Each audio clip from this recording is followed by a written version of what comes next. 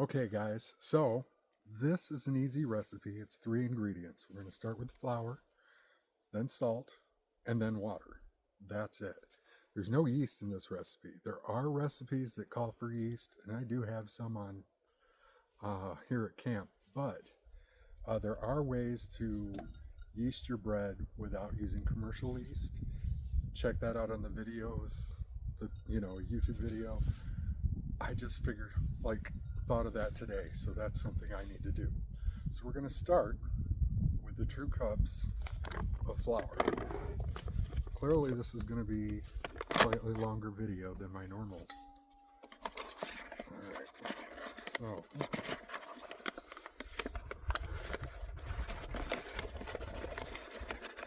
now clearly if you were out, you didn't have measuring cups,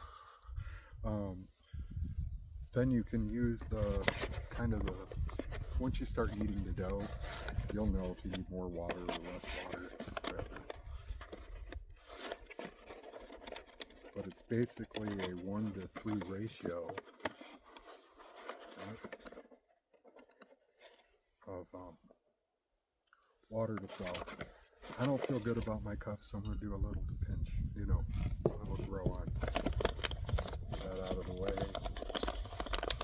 I took the liberty of washing my hands before starting this process, but they still look kind of icky.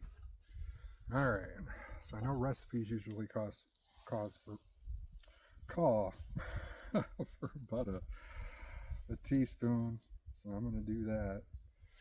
Now you can add spices, and there's all sorts of recipes where you add all sorts of crushed and stuff, but I might use this as a breakfast thing with cinnamon and sugar, and I can always dress it up with other things later. Yeah, so I've got my 2 cups of flour in there, a 1/2 cup of I'm sorry. Oh, that's what I'm missing. 1/2 cup of water and the teaspoon of salt. So I'm going to mix this together. I got this little spatula because I'd rather not use my hands as much as I can. Okay, so I'm at the point now where I'm kneading it. I did realize pretty immediately that I did not use enough water. That's what I get for the 1 to grow on with the flour. But I'm getting there now. Now, it's okay if it's a little sticky, but that's about where you want it, like an actual, But inevitably, you're going to want it more dry with more flour if you're going to make it into flatbread like I am today.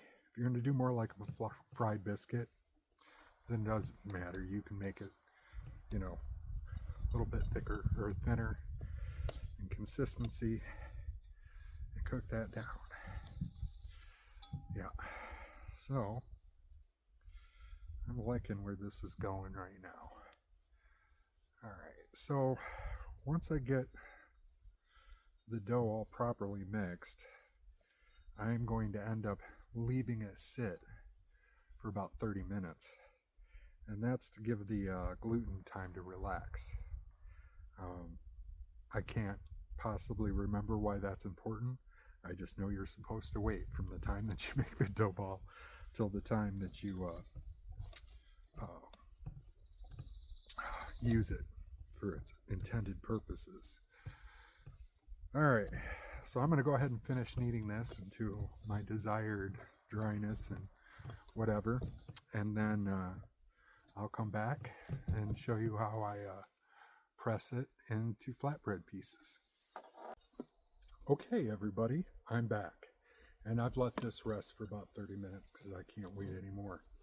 So, because I don't want to do a lot of dishes, I'm going to go ahead and make my little flatbread on the lid, and this has had time to let the gluten relax. So, what I'm going to do, I'm going to take a piece off here, and then I'm going to slowly but surely pressing them with my thumb and 4 fingers into a piece of flatbread. You ideally want these about a quarter to an eighth of an inch thick. You can do bigger, you can do smaller. I'm basically gonna toast these on a pan, but you can fry them, all sorts of stuff. Very versatile bread. And again, you can make them sweeter. You can add other seasonings, and yeah. Mine are more or less a cracker. Oh, isn't that fun? All right, I'm going to finish this process and then I'll be back to you and show you how to cook them. Okay, everybody, I'm back. Again, you want to make sure that this is warmed up and the oil's nice and hot, because if you don't do that, they're just going to soak up all the oil and they'll be icky. You don't want that. So again, here's my thing. It's already sizzling. That's a good sign.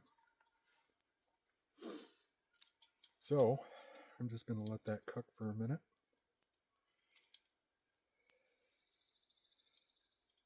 And I'll be back.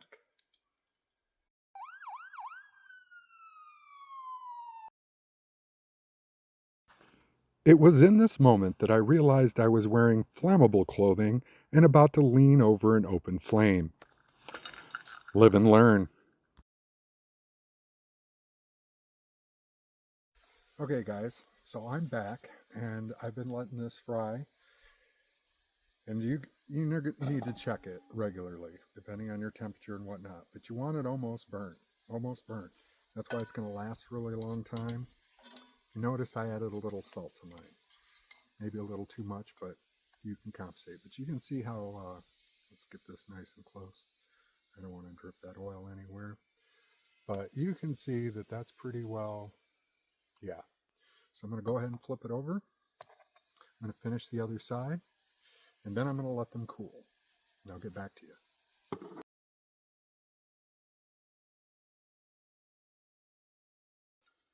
Hi guys.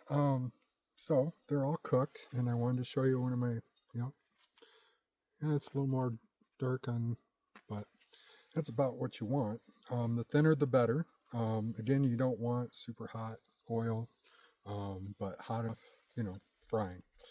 You want to draw out all the moisture. That's the point. The recipe again is about a pinch of salt. I used up just shy of a teaspoon, but that's me. 2 cups of flour, and then round a half a cup of water, but just add it a couple tablespoons at a time and see where you get. And you should end up with this isn't cold, by the way, but once it gets cold, it should be pretty crispy. Bread. Good. So you want to try it on your end. I also made this little vinaigrette with some Mrs. Dash, some olive oil, and a pinch of vinegar.